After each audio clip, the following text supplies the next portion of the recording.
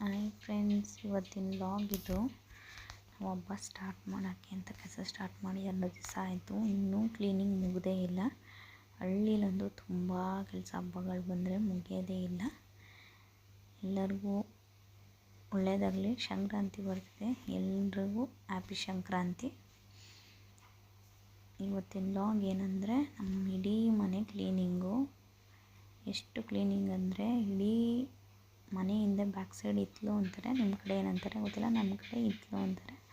ಹಿತ್ತಲು ಸೈಡಲ್ಲಿ ಎಲ್ಲ ಗೂಡಿಸಿ ಎಲ್ಲ ನೀಟ್ ಮಾಡಿ ರೆಡಿ ಮಾಡೋವರೆಗೆ ಮಧ್ಯಾಹ್ನ ಆಗೋಯ್ತು. ಬೆಳಗ್ಗೆನೇ ಸ್ಟಾರ್ಟ್ ಮಾಡಿದ್ರೂ ಮಧ್ಯಾಹ್ನ 12:30 ಆಗೋಯ್ತು. ಇನ್ನೂ ಮನೆಯಲ್ಲಿ ಕೆಲಸ ಮುಗ್ದಿಲ್ಲ, ಮಾಡ್ತಾನೇ ಇದ್ದೀನಿ, ಮುಗ್ದೇ ಇಲ್ಲ. 2 ಡೇಸಿಂದ ಮಾಡ್ತಾಯಿದ್ದೀನಿ, ಕೆಲಸನೇ ಮುಗ್ದಿಲ್ಲ. ನೋಡಿ, ಹಿತ್ತಲೆಲ್ಲ ಕ್ಲೀನ್ ಆಗಿದೆ, ನಮ್ಮ ಮನೆಯವರು ಹೆಲ್ಪ್ ಮಾಡಿದ್ರು.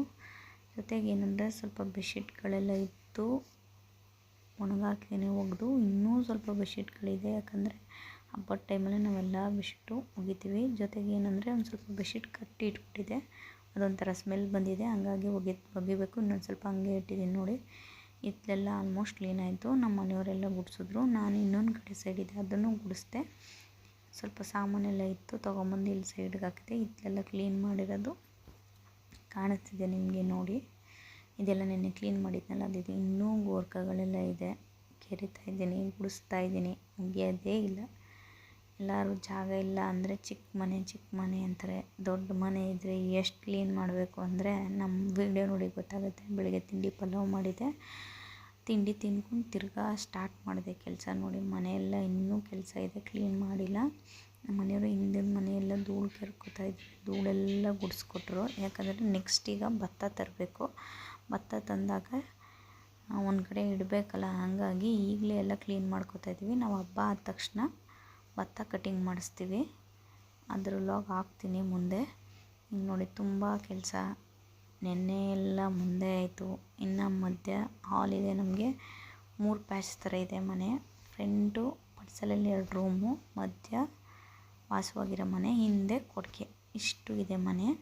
ನೋಡಿ, ಇದೆಲ್ಲ ಕ್ಲೀನ್ ಮಾಡ್ತಾಯಿದ್ದೀನಿ. ನಾನು ತುಂಬ ಕ್ಲೀನ್ ಮಾಡಿಕೊಟ್ಟೆ ನಮ್ಮ ಮನೆಯವ್ರಿಗೆ. ಅವರು ಪಾಪ ಧೂಳು ಎಲ್ಲ ಕೆರೆದ್ರು, ಮುಗಿಯೋದೇ ಇಲ್ಲ. ಆಮೇಲೆ ಸಂಜೆ 5:30 ಆಯಿತು ಎಲ್ಲ ಕ್ಲೀನ್ ಮಾಡಿ, ಎಲ್ಲ ನೀಟಾಗಿ ಜೋಡಿಸಿ ಎತ್ತಿ ಒಂದು ಕಡೆಯಿಂದ ವಾಶ್ ಮಾಡೋಕ್ಕೆ ಎಲ್ಲ ತಿಕ್ಕೊಟ್ಟೆ. ನಮ್ಮ ಚಿಕ್ಕಮ್ಮ ತೊಳ್ಕೊಂಬರ್ತಾಯಿದ್ದಾರೆ, ನಾನು ಒರೆಸ್ಕೊಂಡು ಕ್ಲೀನ್ ಮಾಡ್ಕೊಂಬರ್ತಾಯಿದ್ದೀನಿ. ನೋಡಿ, ಹಿಂಗೆ ಕಾಣಿಸುತ್ತೆ ಮನೆ. ನೋಡಿ, ಎಲ್ಲ ನೀಟಾಗಿ ಎತ್ತಿ ಜೋಡಿಸಿದ್ದೀವಿ. ಇನ್ನೂ ಸ್ವಲ್ಪ ಬಟ್ಟೆಗಳಲ್ಲೇ ಇದೆ, ಒಗೆಯೋಕ್ಕಾಗಲಿಲ್ಲ, ಟೈಮ್ ಆಗಿಬಿಡ್ತು. ಅಷ್ಟೊತ್ತು ನಮ್ಮ ಮನೆಯವರು ಮತ್ತು ನಮ್ಮ ಮಗ ಇಬ್ಬರೂ ನಾಳೆ ಸಂಕ್ರಾಂತಿ ಇರೋದ್ರಿಂದ ನಮ್ಮ ಮನೇಲಿ ಕುರಿ ಎಲ್ಲ ಕ್ಲೀನ್ ಮಾಡ್ತಿದ್ದಾರೆ. ಕುರಿನ ಯಾವಾಗಂದ್ರೆ ಅವತ್ತು ತೊಳೆಯೋಕ್ಕಾಗಲ್ಲ, ಯಾಕಂದರೆ ಅದಕ್ಕೆ ವಾರ ಮಾತ್ರ ತೊಳೆಯೋದು ಕುರಿಗಳನ್ನ. ಕುರಿನ ಲಕ್ಷ್ಮಿಗೆ ಹೋಲಿಸ್ತಾರೆ, ಹಂಗಾಗಿ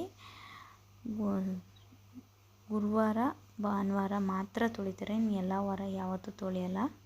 ನೋಡಿ, ಒಂದು ಕುರಿ ತೊಳೆದು ಕಟ್ಟಾಕಿದ್ದಾರೆ, ಇನ್ನೊಂದು ಕುರಿ ತೊಳಿತಾ ಇದ್ದಾರೆ ನಮ್ಮ ಮನೆಯವರು ಮತ್ತು ನಮ್ಮ ಮಗ ಇಬ್ಬರೂ. ಇನ್ನೊಬ್ಬ ಮಗ ಬೆಳಗ್ಗೆನೇ ಸ್ಕೂಲ್ಗೆ ಹೋದ, ಅವನು ಬರೋದೇ ಸಂಜೆ 5:30. ವಾಶ್ ಆಯಿತು, ತೊಗೊಂಡೋಗಿ ಕಟ್ಟಾಕ್ತಾ. ನೆಕ್ಸ್ಟು ಹಸು ವಾಶ್ ಮಾಡೋಕ್ಕೆ ಅಂತ ಎತ್ಕೊಂಡು ಹೋಯ್ತಾವ್ ನಮ್ಮ ಮನೆಯವರು ವಾಶ್ ಮಾಡೋಕ್ಕೆ. ಅದು ಯಾಕೋ ನಿಲ್ತಾನೆ ಇರಲಿಲ್ಲ.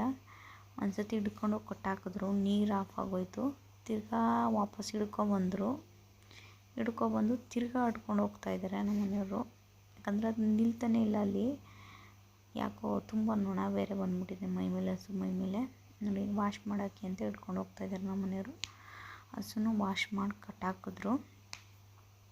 ಹಳ್ಳಿಲಿ ಅಂದರೆ ತುಂಬ ಕಷ್ಟ. ಒಂದೊಂದು ಸತಿ ಅಂತೂ ತೋಟದ ಕೆಲಸ ಮಾಡಿ ಮುಗಿಸೋ ಅಷ್ಟೊತ್ತಿಗೆ, ಹಬ್ಬಗಳು ಬಂದಾಗಂತೂ 3 ದಿವಸ 4 ದಿವಸ ಕೆಲಸ ಆಗ್ಬಿಡುತ್ತೆ. ಯಾಕಂದರೆ ನಮ್ಮದು ರೋಡ್ ಸೈಡ್ ಪಕ್ಕ ಮನೆ, ತುಂಬ ಧೂಳು ತುಂಬುತ್ತೆ. ತೊಟ್ಟಿ ಮನೆ ಆಗೋದ್ರಿಂದಂತೂ ಇನ್ನೂ ತುಂಬ ಧೂಳು. ಎಷ್ಟೋ ಜನ ಹೇಳ್ತಾರೆ ತೊಟ್ಟಿ ಮನೆ ತುಂಬ ಚೆನ್ನಾಗಿರುತ್ತೆ, ಇರೋಕ್ಕೆಲ್ಲ ಚೆನ್ನಾಗಿರುತ್ತೆ ಅಂತ. ನಿಜ, ಇರೋಕ್ಕೆಲ್ಲ ತುಂಬ ಚೆನ್ನಾಗಿರುತ್ತೆ. ಬಟ್ ಏನಂದರೆ ತುಂಬ ಧೂಳು, ನೀಟ್ ಮಾಡ್ಕೋಬೇಕು. ಇಬ್ಬರಿಗೆ ಮನೆ ಒಳಗೆ ಕೆಲಸ ಇಡುತ್ತೆ, ಅಷ್ಟು ಕೆಲಸ ಇರುತ್ತೆ. ನೆಕ್ಸ್ಟ್ ನಾನು ಎಲ್ಲ ತೊಳೆದಾಯಿತು, ನೀಟಾಗಿ ಒರೆಸ್ಬಿಟ್ಟು ಇನ್ನೊಂದು ಸ್ವಲ್ಪ ಇತ್ತು ತೊಳೆಯೋದು, ತೊಳೆದು ಮುಗಿಸ್ದೆ. ತೊಳೆದೆಲ್ಲ ಮುಗಿಸ್ಬಿಟ್ಟು ಎಲ್ಲ ಆಯಿತು. ಎಲ್ಲ ತೊಳೆದ್ಬಿಟ್ಟು ನೀಟಾಗಿ ಮನೆ ಒಳಗಡೆ ಹೋಗೋಣ ಅಂದೆ. ತಿರ್ಗಾ ನಮ್ಮ ಮನೆಯವ್ರು ನೀರು ಬಿಟ್ಟರು ಅಂತ ತಿರ್ಗಾ ಹಸುನ ಹಿಡ್ಕೊಂಡು ಹೋದರು ತೊಳೆಯೋಕ್ಕೆ ಅಂತ. ತಿರ್ಗಾ ನಾನು ಒಳಗಡೆ ಬಂದೆ, ತಿರ್ಗಾ ಮನೆ ಒಳಗೆ ಕ್ಲೀನಿಂಗ್ ಸ್ಟಾರ್ಟ್ ಮಾಡಿದೆ.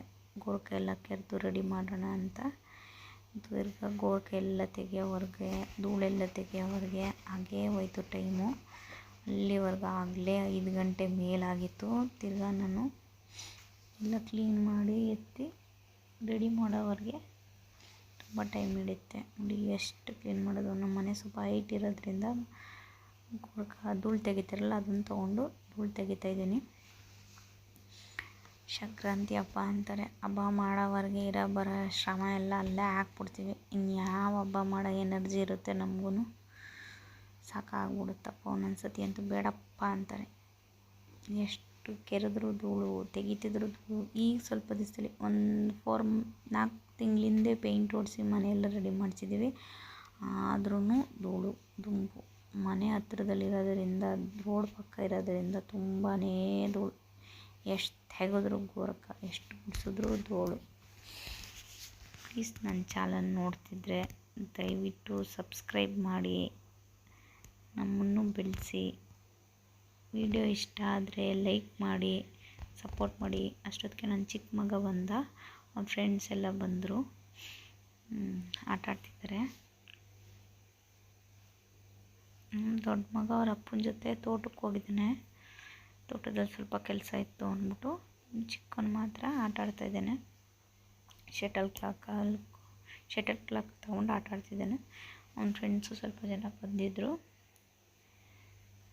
ಆಟ ಎಲ್ಲ ಆಡಿಕೊಂಡು ಬಂದ. ಅಷ್ಟೊತ್ತಿಗೆ ನಮ್ಮ ಮನೆಯವ್ರ ತೋಟದಿಂದ ಇವತ್ತು ಸಂಕ್ರಾಂತಿ ಹಬ್ಬ ಇರೋದ್ರಿಂದ ನಮ್ಮ ಕಡೆ ಬೇವಿನ ಸೊಪ್ಪು ಮತ್ತು ಇದು ತೊಂಡೆ ಹೂವು ಈ ಥರದ್ದೆಲ್ಲ ತೊಗೊಂಬಂದು ಮಾವಿನ ಸೊಪ್ಪು,